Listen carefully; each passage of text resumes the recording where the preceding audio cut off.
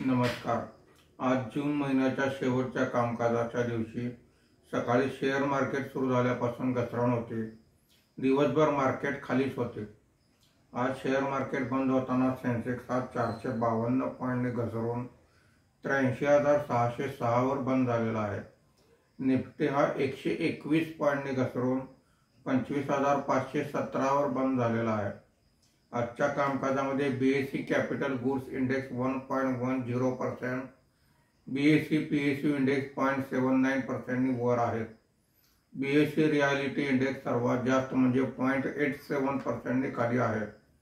BSE mid cap index 0.67%, BSE small cap index 0.81% वर आहेत।